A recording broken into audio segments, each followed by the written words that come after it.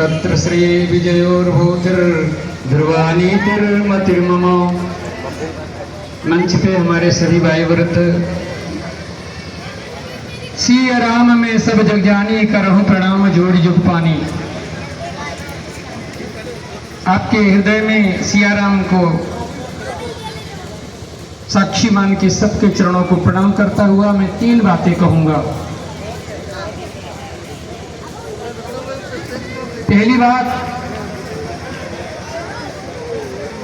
संघ से जुड़े हुए अधिकतर लोग यहां बैठे हैं। मुझे 5 मिनट दीजिएगा, आपको समझ में आएगा संघ क्या है। अभी हमारे वरिष्ठ सहयोगी जन 100 वर्षों की यात्रा बताए और 5 मिनट में ये संघ के बारे में बताया नहीं जा सकता। संघ को बताने के लिए एक जीवन खपाना पड़ेगा। मैं कहीं सुन रहा था सरसंघ जी अभी वर्तमान के कि क्यों जी हम अगर संघ को ज्वाइन करेंगे, संघ से जुड़ेंगे, हमें क्या मिलेगा।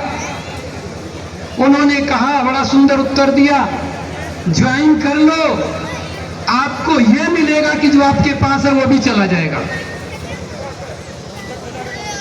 मेरी एक सूत्र को ध्यान से समझिएगा, ऐसा क्या संघ में है जो 100 वर्षों के पूर्ण काल में भी एक बार संघ खंडित नहीं हुआ।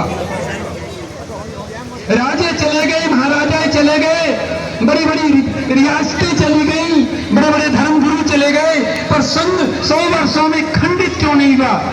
अगर मेरे शब्दों को आप ग्रहण से मनन से सुनेंगे तो मैं एक सूत्र में बताता हूं, संघ वह बगिया है जिसमें कभी जीवन में फल नहीं आता। संघ के वृक्ष में कभी जीवन भर फल नहीं आएगा।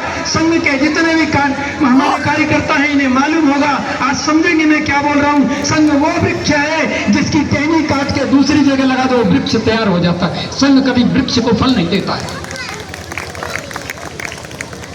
और ये हिंदू महासम्मेलन संघ को कराने की क्या आवश्यकता पड़ी।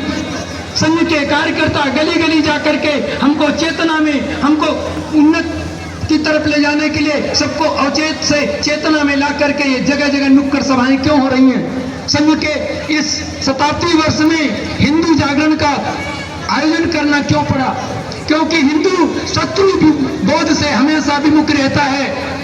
कितने लोगों की याद होगा, इसी आरएसएस के संघ के कार्यकर्ता जो गर्ग परिवार था, जो 100 करोड़ संपत्तियों का मालिक था, उसके घर में कभी लहसुन प्याज, कभी अवक्ष पदार्थों का सेवन नहीं होता था। उन्हीं गर्ग जी की एक बेटी कैसे लफ्ज याद में फंसी, कैसे वो समूचा परिवार विनाश हुआ। वो बेटी नहीं गई, वो आपकी एक बेटी नहीं गई, उसकी मानसिकता जब कृत हुई तो एक पूरा वंश चला गया। हमें शत्रुबोध होना पड़ेगा। अभी हमारे बड़े जन बता रहे थे कि महात्मा गांधी ने यह विचार किया कि समरसता लेके चलेंगे। ये आज से नहीं है, जब से मोहम्मद आया तब से यही चल रहा है। आज वाले भी वही कर रहे हैं, सबका साथ सबका विकास। ये कभी नहीं सुधरेंगे। जब मोहम्मद गौरी पृथ्वीराज चौहान से नहीं सुधरा। एक बात ध्यान रखिएगा बंधुओं, रेगिस्तान में रेत उतरे उड़ रहे होते तुम, रेगिस्तान में रेत उतरे उड़ रहे होते तुम। आजादी तो भूल जाओ, आजादी भूल जाओ, किसी गत्ती नाली में सड़ रहे होते तुम। अगर पूर्वजों ने